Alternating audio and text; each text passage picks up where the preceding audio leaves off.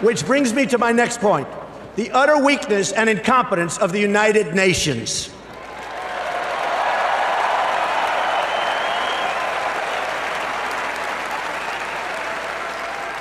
The United Nations is not a friend of democracy. It's not a friend to freedom. It's not a friend even to the United States of America, where, as you know, it has its home. And it surely is not a friend to Israel.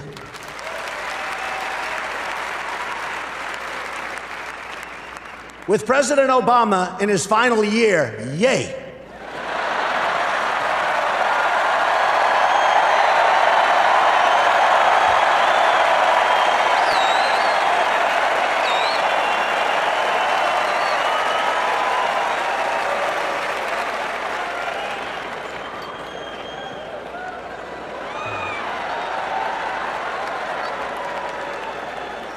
He may be the worst thing to ever happen to Israel, believe me. Believe me. And you know it better than anybody. So with the president in his final year, discussions have been swirling about an attempt to bring a Security Council resolution on terms of an eventual agreement between Israel and Palestine. Let me be clear. An agreement imposed by the United Nations would be a total and complete disaster.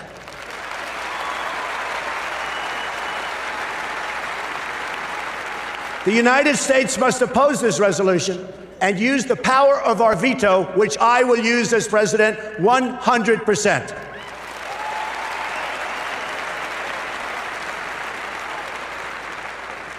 When people ask why, it's because that's not how you make a deal.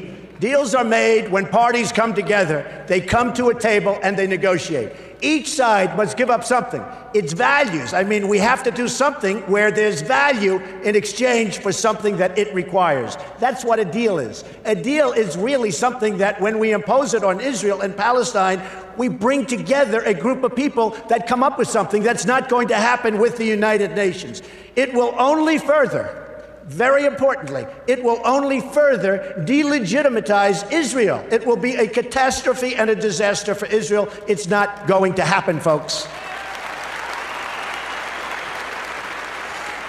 And further, it would reward Palestinian terrorism because every day they're stabbing Israelis and even Americans. Just last week, American Taylor Allen Force, a West Point grad, phenomenal young person who served in Iraq and Afghanistan, was murdered in the street by a knife-wielding Palestinian.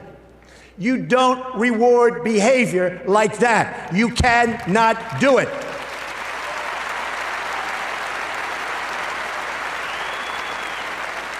There's only one way you treat that kind of behavior. You have to confront it.